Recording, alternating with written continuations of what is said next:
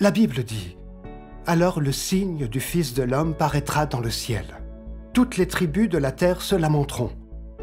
Et elles verront le Fils de l'homme venant sur les nuées du ciel avec puissance et une grande gloire. » Amen. Il dit clairement que le Fils de l'homme a de la puissance et une grande gloire et qu'il vient avec les nuées. Mais oui.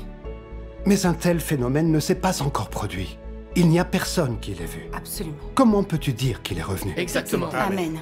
Le Seigneur Jésus a dit, « Aussitôt après ces jours de détresse, le soleil s'obscurcira, la lune ne donnera plus sa lumière, les étoiles tomberont du ciel et les puissances des cieux seront ébranlées. Alors le signe du Fils de l'homme paraîtra dans le ciel. Toutes les tribus de la terre se lamenteront. Et elles verront le Fils de l'homme venant sur les nuées du ciel avec puissance et une grande gloire. » Cette prophétie du Seigneur indique clairement que, lorsque la grande tribulation sera terminée, il viendra avec les nuées. Comment avons-nous vu la grande tribulation? De quoi s'agit-il? Si vous attendez que le Seigneur vienne sur les nuées vous chercher, alors vos espoirs seront vains. Tout ce que vous ferez, c'est tomber dans les désastres et être puni. Être puni? Réfléchissez à ceci. Le retour du Seigneur fait-il référence au fait qu'il descende ouvertement après la grande tribulation? Le Seigneur doit revenir ouvertement avec les nuées. Oui. Oui. Y a-t-il une autre possibilité? Exactement. Y a-t-il une autre?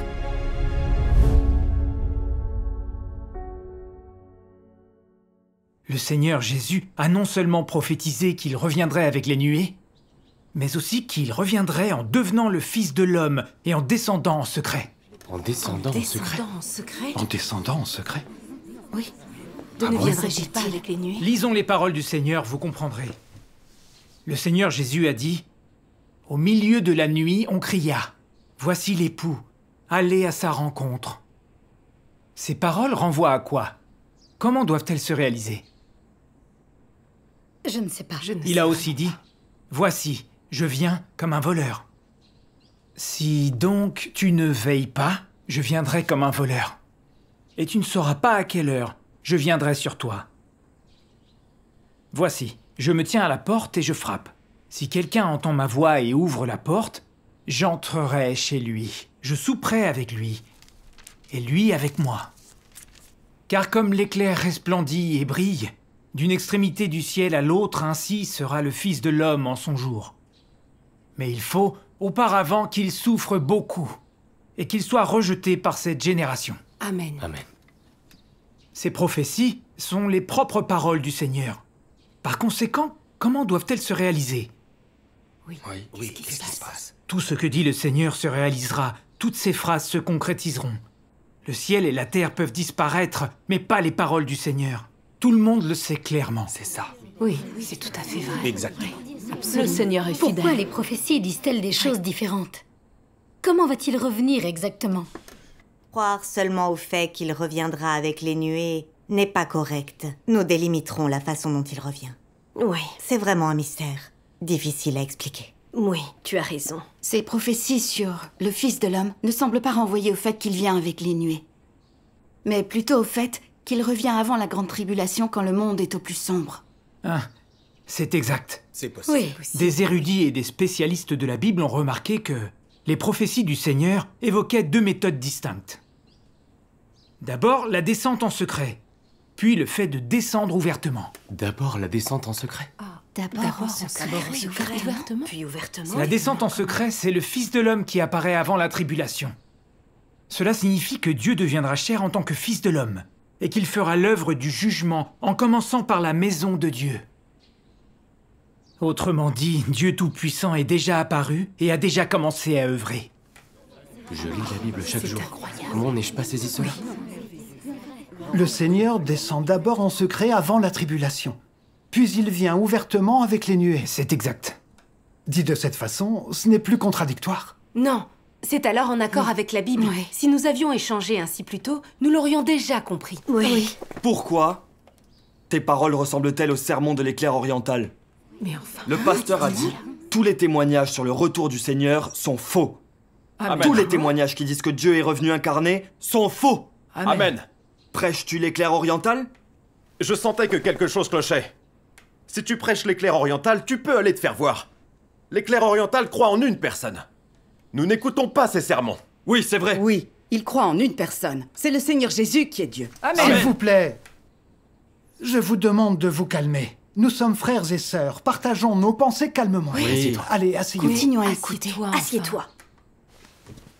Assieds-toi, toi aussi. Distinguez-vous les sermons selon la confession? Chaque confession compte des gens qui ont l'approbation de Dieu. Osez-vous dire que seule la vôtre a l'approbation de Dieu? Le Seigneur Jésus ne nous a pas dit de nous diviser, mais de nous aimer les uns les autres. Oui. Si vous comprenez la Bible, c'est bien d'avoir un peu de discernement. On peut examiner ça ensemble. Écoutons quiconque dit des choses en accord avec la vérité. Si vous êtes en désaccord avec mes dires, alors échangeons et débattons. Oui, ce que frère Chu a dit est correct. Ne faisons pas de distinction selon la confession. Dans le livre de l'Apocalypse, Dieu a parlé à 7 églises. Il ne parlait pas uniquement à une seule confession. Oui. Chaque confession compte des gens que Dieu approuve. Nous ne devrons pas nous soucier de la confession de ces gens. Tant qu'il y a dans leur échange de la lumière, quel mal y a-t-il donc à l'écouter? C'est plutôt une bonne chose, vous ne croyez pas? Oui. Il a raison. C'est une bonne chose. L'échange de frère Chu est vraiment bon. Oui, il contient de la lumière. Rendons grâce au Seigneur. Rendons grâce à Dieu. De nos jours, le monde religieux reconnaît que le Seigneur viendra avec les nuées, mais pas qu'il reviendra en secret.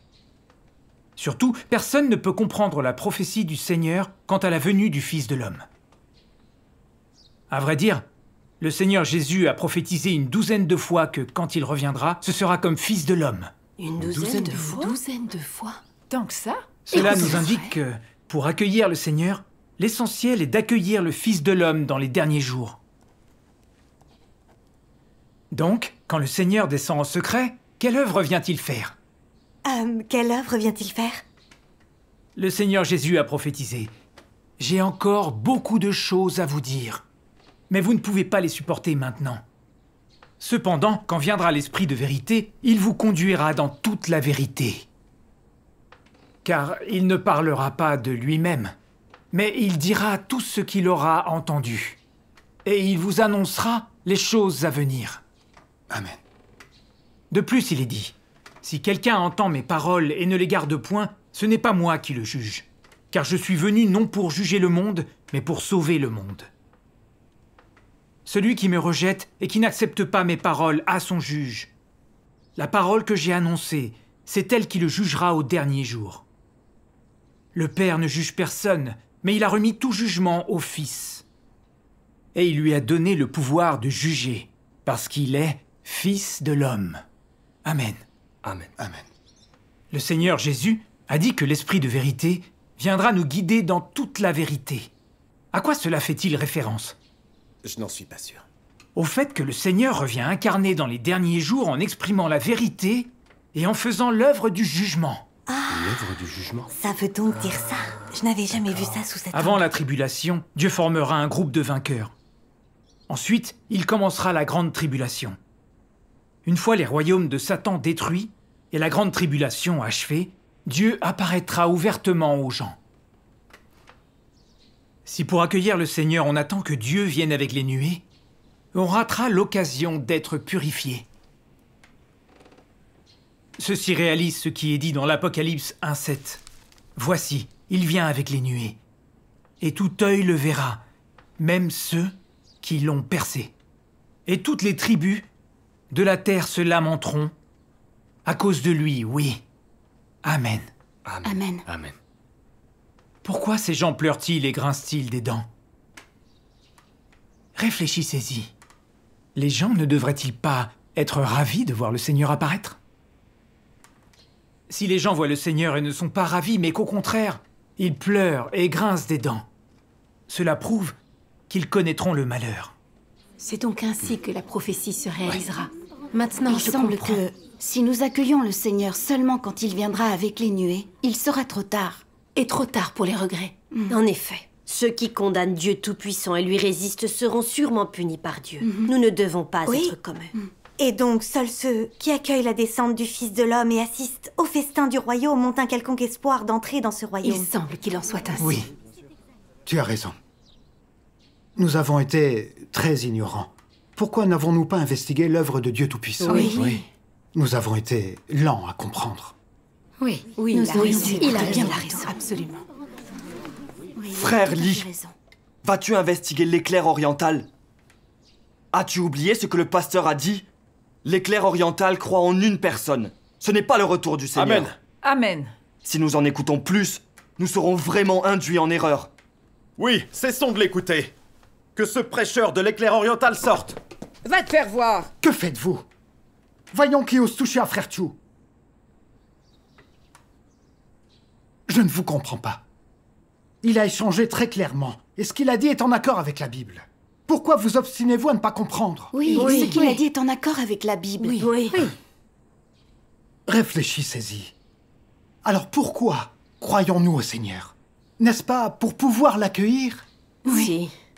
Si nous écoutons le pasteur et les anciens et n'investiguons pas du tout le vrai chemin, savez-vous quelle en sera la conséquence? Nous tomberons dans les désastres, ce qui revient à attendre la mort. Oui, c'est vrai. C'est vrai. Êtes-vous des personnes qui aspirent à la vérité ou non? Asseyez-vous. Asseyez-vous et écoutez. Ces dernières années, nous avons désiré que le Seigneur vienne avec les nuées. Néanmoins, ce n'est pas arrivé. En effet. Notre esprit est appauvri et pitoyable. Oui. Et quand nous pouvons entendre un grand sermon, vous ne le chérissez pas. Vous voulez jeter cet homme dehors. Avez-vous la moindre conscience? Vous ne pouvez pas agir ainsi. Vous n'agissez pas selon l'intention du Seigneur. Frère Chu a pris des risques pour venir témoigner de l'apparition et de l'œuvre de Dieu. N'est-ce pas là agir par amour? Tout à fait. Oui. J'ose dire que, quand Frère Chu vient nous prêcher l'Évangile, c'est l'arrangement du Seigneur, c'est la direction du Seigneur. Amen. Grâce au Seigneur. Frère Chu a affronté bien des difficultés pour venir nous prêcher l'Évangile. C'est réellement notre bienfaiteur. Oui. Vous ne l'avez pas reçu correctement. Au contraire, vous avez voulu le jeter dehors. Est-ce l'intention du Seigneur? C'est vrai, nous ne pouvons pas Frère agir Lee a ainsi. raison. Nous devrions recevoir cet invité avec amour. Qu'importe ces paroles, nous n'écouterons pas. Je n'écouterai que le pasteur. Partons. Il a raison. Partons. N'écoutez pas, allons-y. Frère Luo. Allez, partons. Frère Ma. C'est un grand sermon. Oui. Comment peuvent-ils ne pas le comprendre? Il a échangé si clairement. Oui, effectivement. Pourquoi n'y comprennent-ils rien? Mes frères et sœurs, mettons fin à cette réunion, d'accord? Je veux en entendre. Il y a encore des choses à entendre, alors restons. Dis-nous en davantage. Ce sera pour une autre fois. Je n'ai jamais entendu un sermon. Bon, ce sera pour une autre fois.